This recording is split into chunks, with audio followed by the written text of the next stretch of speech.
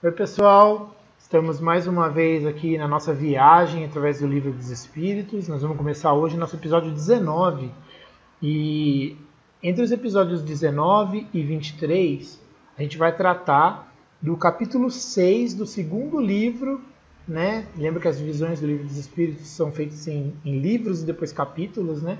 Então esse capítulo 6 ele é um dos mais extensos, eu acredito, de todo o Livro dos Espíritos, porque ele trata da vida espiritual. Então, muita gente considera também um dos mais interessantes, né?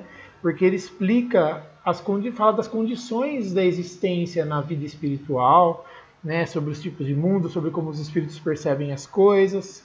O Allan Kardec faz também o que ele chama de ensaio teórico sobre a sensação dos espíritos, tentando explicar como é que ele entende, com base nas interações dos espíritos que ele teve, como é que ele entende que se dá essa sensação, essa percepção, né? Fala das relações entre os espíritos no além-túmulo e das relações deles com o mundo dos vivos. Então é um capítulo muito interessante, tem muita informação, por isso que eu resolvi quebrar ele em 5 partes, tá? Então a primeira parte é erraticidade, que eu já falei algumas vezes, né? Quando a gente fala de erraticidade não é sobre estar errado, mas é porque quando a gente fala que alguma coisa está errada é porque ela não vai para um ponto específico, né? Então quando a gente fala que o espírito está na erraticidade, o espírito está errante, quer dizer, ele está andando livre, sem ter um destino específico num lugar, né? Então ele vai falar sobre aonde os espíritos ficam fora do mundo físico. A segunda parte vai ser sobre as percepções e sensações dos espíritos. A terceira tem a ver com as escolhas das provas, como é que são feitas as escolhas das provas que a gente vive no mundo material. A quarta vai falar das relações além-mundo, como é que os espíritos interagem, como é que eles interagem entre eles, né? E a quinta e última parte vai falar sobre as lembranças e um pouco da interação deles com o mundo dos vivos, tá bom? Então nós vamos começar a partir dos espíritos errantes. Vamos lá. Então vamos lá. Capítulo 6, vida espiritual, ou vida espírita, como era na forma original, porque o Kardec usava sempre o termo espírita para descrever as coisas relacionadas com os espíritos que estavam se comunicando com ele. Então, primeira sessão, espíritos errantes. Questão 223. A alma reencarna imediatamente após a separação do corpo? E o espírito explica. Algumas vezes reencarna imediatamente, mas na maioria das vezes só depois de intervalos mais ou menos longos. Nos mundos superiores, a reencarnação é quase sempre imediata. Sendo aí menos grosseira, ou seja, sendo nesses mundos superiores menos grosseira a matéria corpórea, o espírito encarnado goza de quase todas as suas faculdades de espírito. Quer dizer, o espírito encarnado tem quase todas as habilidades, quase todas as características da vida espiritual. Então, as percepções, as habilidades são muito parecidas. É quase uma encarnação como se fosse espírito mesmo. Seu estado normal, ele completa, é o dos vossos sonâmbulos lúcidos. Ou seja, por que ele fala isso? Porque ele descreve em alguns pontos, a gente vai percebendo ele falar disso, né?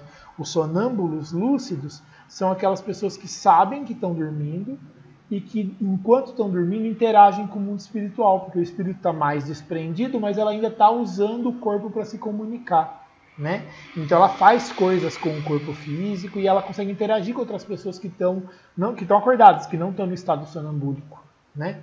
Então ele fala que esses espíritos encarnados nesses mundos superiores, eles estão mais livres da matéria e conseguem perceber o mundo dos que não estão presos na matéria da mesma forma. Então é como se o tempo todo eles estivessem percebendo aquilo. Questão 224. O que se torna a alma no intervalo das encarnações? E ele responde, espírito errante, que aspira a novo destino, que espera.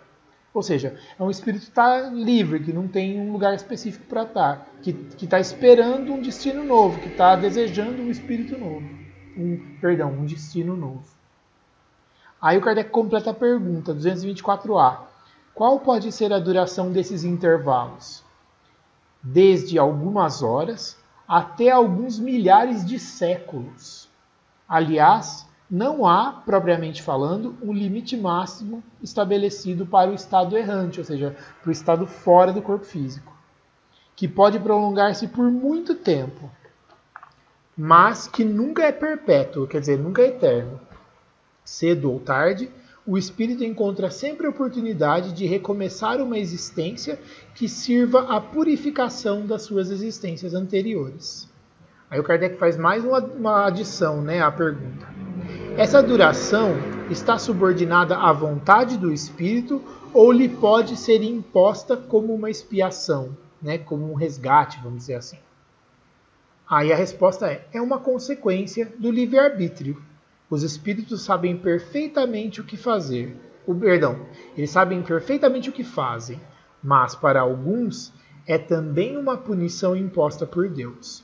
Ou seja, essa duração, né? Outros pedem que ela se prolongue a fim de continuarem estudos que só podem ser efetuados com proveito na condição de espírito livre.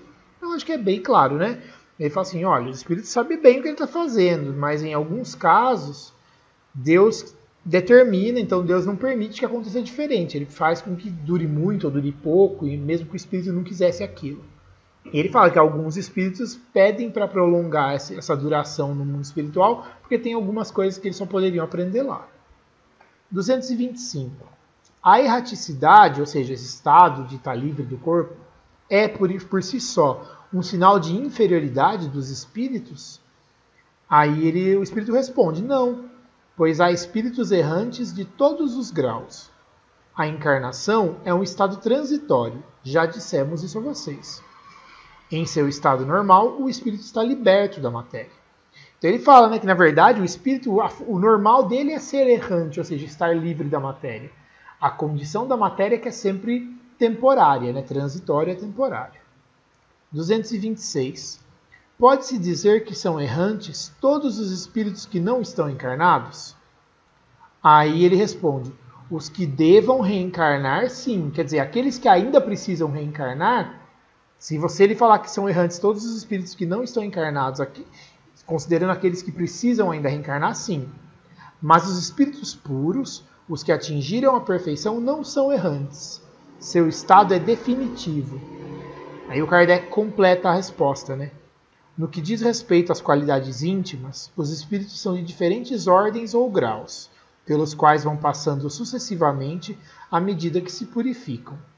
Com relação ao estado em que se acham, podem ser encarnados, isso é, ligados a um corpo, errantes, isso é, desligados do corpo material e esperando uma nova encarnação para se melhorarem, ou espíritos puros, isto é, perfeitos, não precisando mais de encarnação. E assim fica bem fácil a gente entender, né?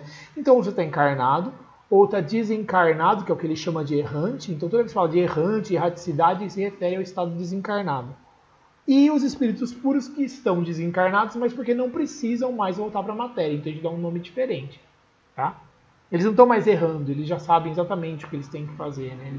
Eles não estão mais vagando, eles estão onde eles precisam estar, porque eles são puros, eles conseguem perceber a divindade e servir como os grandes ministros da vontade de Deus.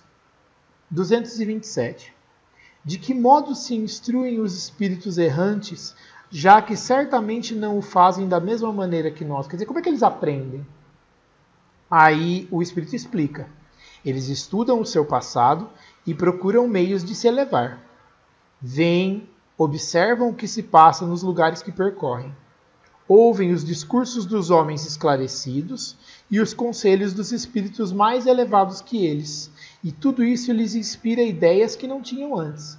De certa forma é parecido com a gente, só que eles têm a oportunidade de perceber coisas no mundo material e espiritual, né? 228. Os espíritos conservam algumas das paixões humanas? Os espíritos elevados, ao perderem o seu envoltório, ou seja, sua cobertura, aquela casca, né, deixam as más paixões e só guardam as do bem. Mas os espíritos inferiores as conservam, pois caso contrário pertenceriam à primeira ordem, que se a gente lembrar lá atrás é a dos espíritos puros. 229. Por que os espíritos, deixando a terra, não deixam lá todas as más paixões, já que reconhecem, né, os seus inconvenientes? Aí o espírito fala, vocês têm nesse mundo pessoas que são excessivamente invejosas. Então você acredita que logo que eles o deixem, perdem esse defeito? Após a partida da terra, sobretudo para os que tiveram paixões bem acentuadas, resta uma espécie de atmosfera que os envolve, fazendo que conservem todas essas coisas más, pois o espírito ainda não se acha inteiramente desprendido da matéria. Só por alguns momentos ele entrevê, ou seja, ele percebe rapidamente, ele vislumbra a verdade, como que para mostrar-lhe o bom caminho. Então, essa é uma questão importante, né? Ele fala, olha, não é porque morre que a pessoa vira outra coisa naturalmente, automaticamente. A gente é a mesma coisa. Só que o fato de se desprender da matéria permite que a gente perceba um pouquinho melhor as coisas e vai dando a chance de a gente ver o caminho que a gente tem que seguir. Mas a gente continua sendo a mesma coisa e tendo as mesmas fraquezas, né? Assim como as mesmas virtudes. 230. O espírito progride no estado errante, quer dizer, o espírito evolui enquanto ele está fora da matéria? Pode-se melhorar muito, sempre conforme a sua vontade e o seu desejo, mas é na existência corpórea que põe em prática as novas ideias que adquiriu. 231. Os espíritos errantes são felizes ou infelizes? Ele explica o espírito. Mais ou menos, quer dizer, mais felizes ou menos felizes, de acordo com seus méritos. Sofrem por causa das paixões, cujo princípio conservaram, ou seja, ainda sofrem pelas fraquezas que eles ainda têm, pelos erros que eles ainda cometem, né? Pelas sensações que eles ainda buscam. Ou são felizes segundo sejam mais ou menos desmaterializados. Quer dizer, quanto menos apegados à matéria, mais felizes eles acabam sendo, porque as falhas da gente vêm da nossa incapacidade de conseguir se desprender dos aspectos materiais. No estado errante, ou seja, desencarnado, o espírito entrevê o que lhe falta para ser mais feliz e então procura os meios de alcançá-lo. Mas nem sempre lhe é permitido reencarnar conforme sua vontade, o que para ele é uma punição. 232. Os espíritos errantes podem ir a todos os mundos? Aí o espírito responde, depende. Pelo simples fato de ter deixado o corpo, o espírito não está completamente desprendido da matéria e continua pertencendo ao mundo em que viveu ou a outro do mesmo grau, a menos que durante a vida tenha se elevado. Esse é o objetivo para o qual deve-se voltar, é para o qual ele tem que buscar, né? Pois do contrário jamais se aperfeiçoaria. Pode, no entanto, ir a alguns mundos superiores, mas na qualidade de estrangeiro. A bem dizer, consegue apenas entrevê-los, e é isso que lhe dá o desejo de melhorar-se, para se tornar digno da felicidade que ali existe e poder habitá-lo mais tarde. É bem eloquente, né? Isso diz por si só. 233. Os espíritos já purificados vêm aos mundos inferiores? Ele responde frequentemente, a fim de os ajudar a progredir. Sem isso, esses mundos estariam entregues a si mesmos, sem guias para os dirigir. A bondade de Deus permite que os espíritos mais evoluídos possam voltar até a gente nos mundos mais inferiores para ajudar a mostrar o caminho, para a gente andar mais rápido para frente, né? Porque assim a gente vai ser mais feliz. Próxima sessão é Mundos Transitórios. 234. Existem, como já foi dito, mundos que servem de estações e de pontos de repouso aos espíritos errantes? Aí o espírito fala, sim. Há mundos particularmente destinados aos seres errantes, quer dizer, tem lugares só para os espíritos desencarnados. Mundos nos quais eles podem habitar temporariamente, espécies de acampamentos ao ar livre, de lugares em que se possam repousar, né, descansar de uma erraticidade muito longa. Estado esse sempre um tanto penoso. Ou seja, ele dá a entender que é difícil ficar o tempo todo fora da carne enquanto você ainda precisa evoluir. Então tem uns lugares onde você consegue ficar temporariamente. São, entre outros mundos, posições intermediárias, graduadas de acordo com a natureza dos espíritos que podem alcançá-los e nos quais gozam de maior ou menor bem-estar. Então ele está falando que existem mundos temporários, transitórios, intermediários, para você ocupar enquanto está entre as encarnações. E eles permitem você descansar, se preparar, né? E assim ficar pronto para uma próxima encarnação. Aí o Kardec completa a pergunta, 234A. Os espíritos que habitam esses mundos podem deixá-los à vontade? Quer dizer, eles podem sair de lá quando quiser? A resposta é sim. Os espíritos que se encontram nesses mundos podem deixá-los, a fim de irem aonde devam ir. Imaginem que eles sejam como aves, essas aves que fazem, eles falam aves de arribação, quer dizer, essas aves que fazem longas jornadas, né, migratórias, né. Então imaginem que eles são aves migratórias que pousam numa ilha para aí aguardarem que se refaçam suas forças a fim de seguirem seu caminho. Então, aí ele continua a questão 235. Os espíritos progridem durante sua estada nos mundos transitórios? Certamente. Os que assim se reúnem fazem isso com o objetivo de se instruírem e de poderem mais facilmente obter permissão para se dirigir a lugares melhores e chegar à posição que os eleitos atingem.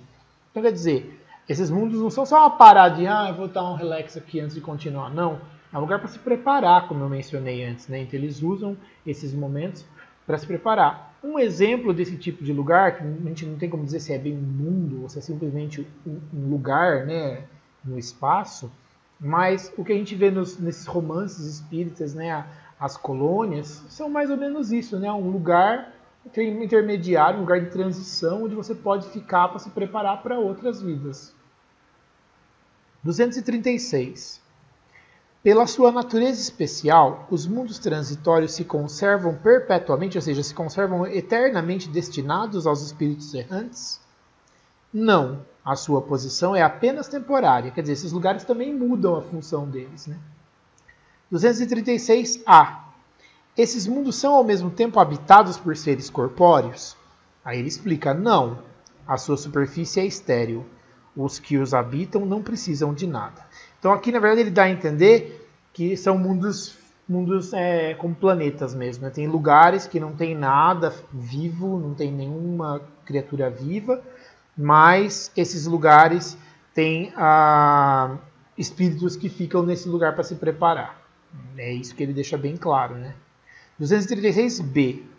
Essa esterilidade é permanente e resulta da sua natureza especial, quer dizer, esse mundo é estéril, sem vida permanentemente, porque por ele ser um mundo especial, que serve para os espíritos fazerem isso, o espírito fala não, são estéreis transitoriamente, quer dizer, esses mundos onde não tem nenhuma vida, eles também são temporariamente estéreis. Enquanto eles servem de passagem, de lugar de repouso para esses espíritos que estão entre diferentes existências, principalmente entre níveis diferentes de mundos, né?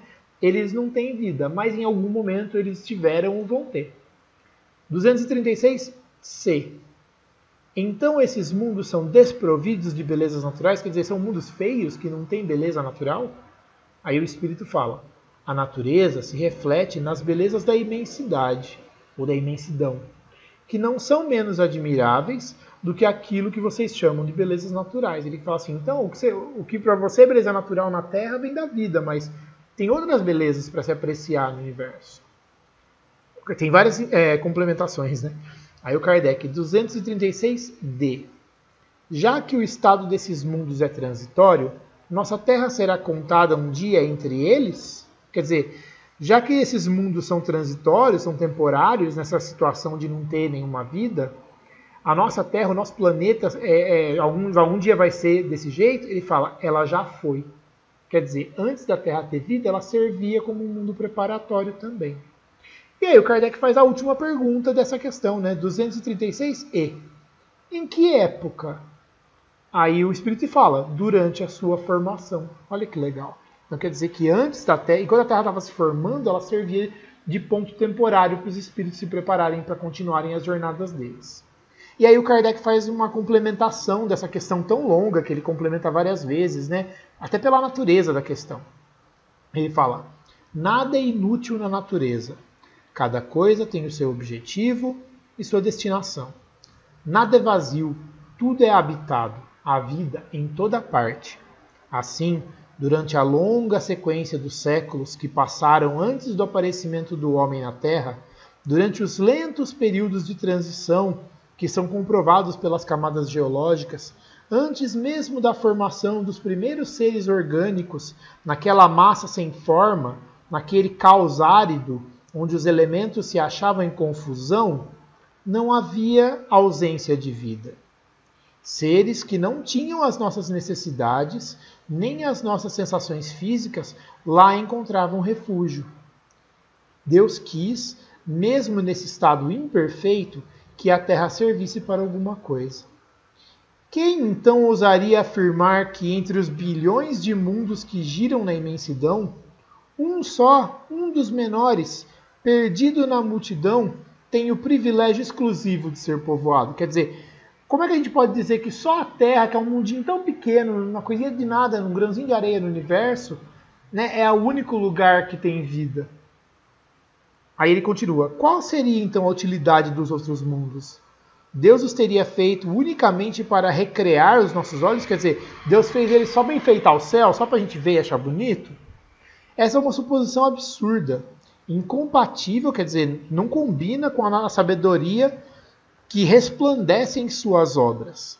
Né? Então, isso é absurdo assumir isso, é incompatível com a sabedoria que a gente vê nas obras de Deus o tempo todo. Né? E é inadmissível quando pensamos em todos os mundos que não podemos perceber. Quer dizer, naquela época ele já tinha noção de quantos mundos a gente não vê que está lá em cima, que está no espaço. Né? Como é que a gente pode dizer que só a gente aqui tem vida? E aí ele continua terminando, né? Ninguém questionará que nessa ideia de existência de mundos ainda impróprios para a vida material, como a nossa, né? E, mesmo assim, já povoados de seres apropriados a tal meio, ou seja, ninguém vai dizer que vai questionar o ponto de que essa existência de mundos que não tem vida material, mas que tem esses seres que conseguem sobreviver nesse meio, que tem qualquer coisa de pequeno. Então eu vou terminar lendo exatamente o que ele fala. Ninguém contestará que nessa ideia da existência de mundos ainda impróprios para a vida material, e mesmo assim já povoados de seres vivos apropriados a tal meio, haja qualquer coisa de grande e sublime, em que talvez se encontre a solução de mais um problema. O que ele quer dizer aqui é assim, então quer dizer, nesses mundos todos talvez tenha respostas para perguntas que a gente tem, que talvez que a gente um dia venha a descobrir isso. E com isso, o Kardec encerra essa sessão. Então eu vou terminar esse episódio aqui, e no próximo episódio a gente vai começar a falar das percepções, sensações e os sofrimentos dos espíritos, tá bom? Muito obrigado e até já.